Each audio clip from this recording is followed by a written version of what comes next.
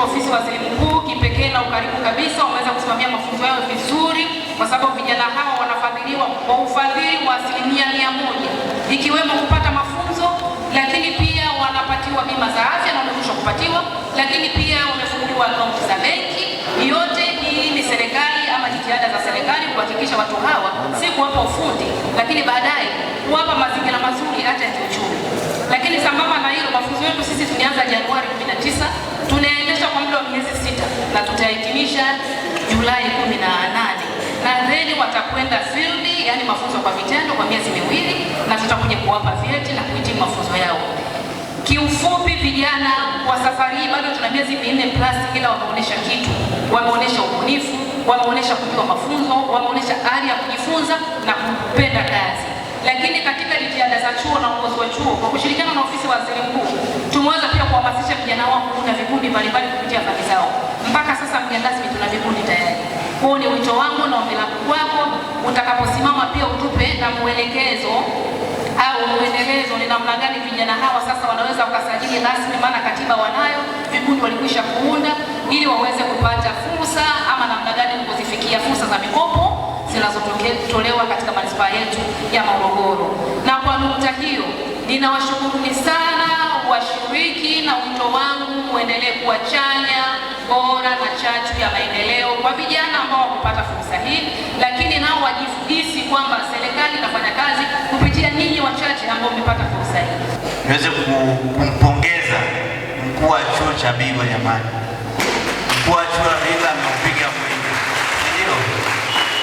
Wote hapa ni mashahidi, tumeweza kupita kuona kazi mbalimbali ambazo vijana wanagenzi wanafanya. Nimetembelea pale kwenye ile shamba darasa, naona amelipa jina kabisa, analeta PMO Kilimo Farm. Hiyo kabisa inaonyesha ni namna gani anatambua juhudi za serikali zinazofanya kupitia ofisi ya Waziri Mkuu. Najua wengine wanajiuliza PMO kirefu chake nini? Kwa Kiswahili tunasema ni ofisi ya Waziri Mkuu. Kwa Kiingereza inaitwa Prime Minister's Office. Ukifupisha ndio inakuwa PMO. Kwa hiyo nipongeze sana mkuu wa chuo na pia kwa kuweza kuwawezesha vijana, kwa sababu tumetembelea fani mbalimbali, vijana kweli wameiva, wanaweza kuelezea. Mfano nimeenda pale nikaonja ile maziwa ya mtindi yako vizuri kweli.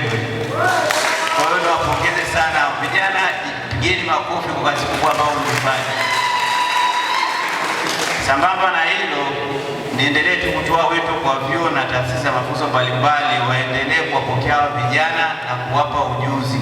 Tunaamini kupitia ujuzi kijana anaweza kujiajiri kirahisi na kuajiriwa, kwa sababu mafunzo yetu haya huwa tunahimiza wajifunze kwa vitendo zaidi, kijana afanye zaidi kuliko kusoma. Ndio maana hata mheshimiwa mgeni rasmi hapa umeona vijana kweli wamefanya, wamefundishwa somo la ujasiriamali, maana umeona wameanza kuzalisha product mbalimbali ikiwemo yogurt. Ukienda pale kwenye vyakula wameweza kutengeneza vyakula mbalimbali. Kwa hiyo hasa serikali inalenga, tunajua kijana akiweza kumaliza mafunzo hapa akirudi kule mtaani anaweza akafungua hata kama ni sehemu akatengeneza hivi vyakula akauza, akaweza kujipatia kipato, na pia pale akazalisha ajira kwa vijana wengine na wengine.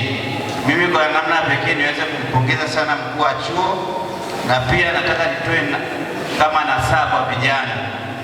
Najua nyinyi ni wachache kati ya wengi ambao mmeweza kufaidika na haya mafunzo. Mnapoenda kumaliza, nadhani imebakiza kuna miezi 2 ambapo mnaenda kufanya mafunzo kwa vitendo kwa waajiri. Tunasema mafunzo kwa vitendo mahala pa kazi. Mnapoenda kule jamani, nawahisi sana vijana muwe na nidhamu, kwa sababu nidhamu ndio itakusaidia wewe kukua kutoka sehemu moja kwenda nyingine. Ukienda kule kwa ajili kwenye kufanya kazi, nidhamu, ukiwa na nidhamu kwenye kila kitu itakusaidia mwajiri kukuamini, mwajiri kukuachia kazi, na baadaye kuonyesha nidhamu na bidii katika kufanya kazi na kujifunza vile ambavyo wanakuelekeza. Mwisho yule mwajiri anaweza akakuajiri pale pale akakubakiza, akasema wewe umefanya mafunzo kwa vitendo hapa, nimekupenda ubaki hapa hapa na kupa mkataba, ukaweza kupata nini? Ajira. Tumeelewana vijana? Kwa hiyo kikubwa ni nidhamu, na nidhamu inaenda kwenye kila kitu, nidhamu kwenye hela, nidhamu kwenye tabia mbalimbali. kwa sababu ukiwa na nidhamu, kijana yote mwenye nidhamu unakuta anaendelea. Tumeelewana jamani? By beholding we became changed. Tunabadilisha mitazamo, na siku zote mitazamo hasi ipo kichwani, lakini ukiona ubora na namna yule mtu ambaye unamtilia mashaka anavyofanya, anakuthibitishia ya kwamba huyo mtu ana uwezo, mashaka yanaondoka. Nidhamu hii ambayo umeionyesha, ubunifu huu ambao umefundishwa hapa kupitia ofisi ya waziri mkuu ambaye ndio mfadhili wa program hii, msivichukulie poa vijana. Vijana mpo? Na hiyo mliopewa ndio mtaji. Maarifa ni mtaji.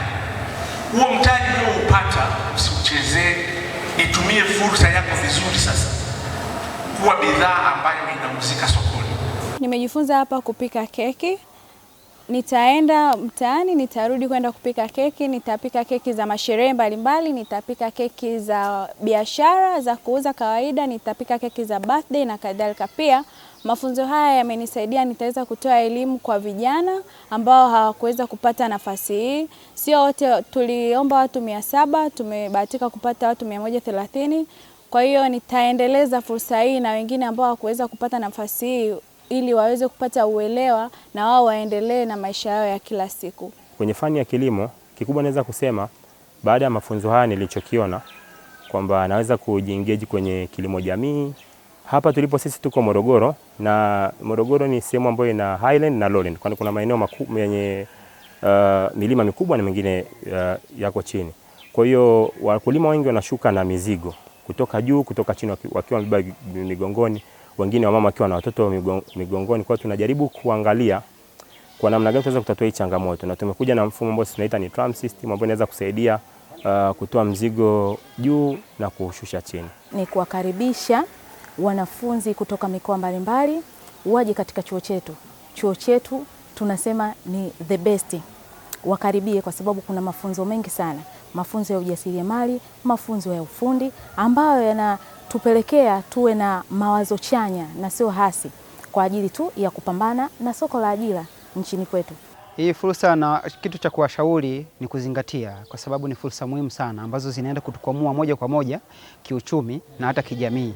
Kwa sababu ukiwa na fursa hii na ukiifanyia kazi, utaacha kujishughulisha na shughuli ambazo si nzuri kwenye jamii. Kwa hiyo itakukwamua kijamii, pia kiuchumi, kwa sababu itakuongezea kipato kutoka sehemu moja kwenda sehemu nyingine. Kwa hiyo nawashauri vijana wenzangu wasiziache hizi fursa ziende ovyo. Hata kama wamepata chance ya kuipata fursa hii, wazishikilie, kwa sababu ni muhimu sana kutukwamua katika hali ya kiuchumi na kijamii. Kwenye mashine ya kutotoleshea kuku ambayo inaitwa incubator, kwa jamii ni changamoto kubwa sana, kwa sababu mimi nimefuga kuku kabla ya kuanza hii kozi. Mwanzo nilikuwa naacha kuku wangu wenyewe walalie mayai mpaka waje kutotoa. Lakini baada ya kuja kujifunza kwenye kozi hii hapa kwenye chuo cha Bigwa FDC, nimeona faida ya incubator ambayo ni iko kifaa maalum au mashine maalum kwa ajili ya kutotoleshea vifaranga.